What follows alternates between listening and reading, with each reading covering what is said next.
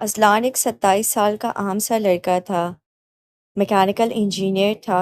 Dubai میں اپنی family کے ساتھ ایک فلیٹ میں پرسکون زندگی جی رہا تھا اور اس کے پیرنٹس اس کے لیے رشتہ دیکھ رہے تھے۔ پھر اس نے نوٹس کیا کہ اب وہ بے چین رہنے لگا ہے۔ سب کچھ ایک چھوٹی سی چیز سے شروع ہوا۔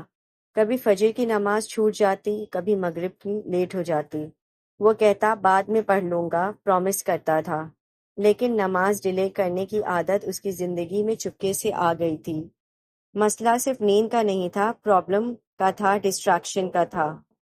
رات بھر یوٹیوب چلانا، انسٹاگرام اسکرول کرتے رہنا اور لیٹ نائٹ نیٹ فلکس اور ریل دیکھنا۔ پھر جب نیند لیٹ آتی تو فجر کی نماز بھی مس ہو جاتی، الارم بھی بند کر دیا جاتا۔ 5 مہینے گزر گئے اور یہ سائیکل چلتی ہی رہی۔ اذلان اب بھی رمضان میں روزے رکھتا، بڑے گناہوں سے بچتا، لیکن نماز کا ڈسپلن ختم ہی ہوتا جا رہا تھا اس کی لائف میں، اور نماز چھوڑنا تو بڑے گناہوں میں آتا ہے۔ قرآن الماری میں ہی رکھی رہتی، دھول جم رہی تھی اس پر۔ صرف ایک چھوٹی سی عادت، نماز کو ڈیلے کرنا، اس کی ساری زندگی بدل رہی تھی۔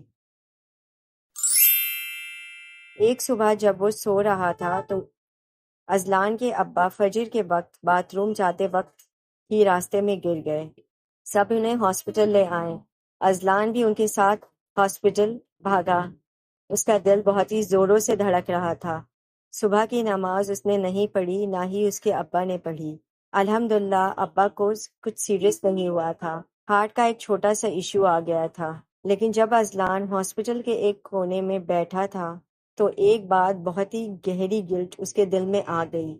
اس نے نوٹس کیا کہ میرے ابا جو کبھی بھی نماز مس نہیں کرتے تھے، اب وہ بیمار ہیں، گر گئے ہیں تو وہ نماز نہیں پڑھ سکتے، اور اذلان جو صحت مند ہے، جو نماز ڈیلے کرتا ہے، اب تک سیف تھا۔ اس دن رات کو اذلان نے قرآن کھولا، رینڈم پیج پر سورہ مریم اوپن ہوئی۔ اس کی نظر اس آیت پہ پڑھی، پھر ان کے بعد وہ لوگ آئے جنہوں نے نماز چھوڑ دی اور اپنی منمانی کرنی شروع کر دی، تو عنقریب انہیں اپنی اس حرکت کا بدلہ ملے گا۔ یہ لفظ اس کے دل کو چیڑ گئے۔ نماز چھوڑ دینا، یہ بات اس کے دماغ میں گھومنے لگی۔ اذلان نے سوچا آج میرے ابا جب ہاسپٹل میں ہیں اس وجہ سے نماز نہیں پڑھ رہے، لیکن میں جو ہر صحت مند ہوں، میں نماز چھوڑ دیتا ہوں۔ اذلان نے سمجھا کہ نماز ایک چیک لسٹ نہیں ہے بلکہ زندگی کا ایک بیک بون ہے۔ اگر یہ گر جائے تو پوری زندگی ہی ہل جاتی ہے۔ اس نے ڈیسائیڈ کر لیا کہ اگلے 5 سال چاہے کچھ بھی ہو جائے، ایک بھی نماز کو وہ مس نہیں کرے گا۔ اس نے ایک واٹس ایپ گروپ جوائن کر لیا، ڈیلی صلاح ٹریکر نام کی ایک چھوٹی سی ایکٹیویٹی تھی اس میں۔ اس نے اس گروپ کو جوائن کیا۔ ہر نماز کے بعد اسے وہاں مینشن کرنا ہوتا تھا کہ یہ نماز پڑھ لی ہے، جس سے اسے ایک الگ ہی اچیومنٹ فیل ہوتا تھا۔ حالانکہ پہلے 30 دن ٹف تھے، کبھی کبھی لیٹ اٹھتا، کبھی کچھ قضا ہو جاتی، لیکن دھیرے دھیرے روٹین بن گیا۔ رات کا اسکرین ٹائم کم کر لیا، جلدی سونا سٹارٹ کر دیا۔ اپنے کلوز دوستوں کو بھی بولا میں ایک نیا مشن پر ہوں۔ اس کے کچھ دوست ہنسے، کچھ ساتھ چل پڑے۔ اذلان نے ایک سسٹم بنایا کہ نماز کے لیے ہمیشہ ریڈی رہنا ہی ٹھیک ہے۔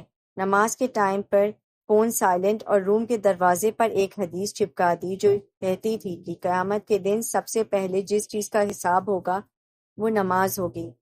اگر وہ ٹھیک ہوئی تو باقی سب ٹھیک ہوگا۔ اسے یاد آتے ہی نماز کو فکس کرو، اللہ تمہاری لائف کو فکس کر دیں گے۔ اب اس بات کو پورے 5 سال ہو رہے ہیں۔ اذلان ایک کنسٹرکشن کمپنی میں سینئر مینیجر بن گیا ہے۔ اس کا نکاح ایک دیندار اچھی عورت سے ہو گیا ہے۔ اکثر فجر باجماعت وہ پڑھتا ہے۔ وہ کمیونٹی میں ینگ بوائز کو مینٹور بن چکا ہے، انہیں وہی عادت سکھا رہا ہے جو اس کی زندگی بدل چکی ہے۔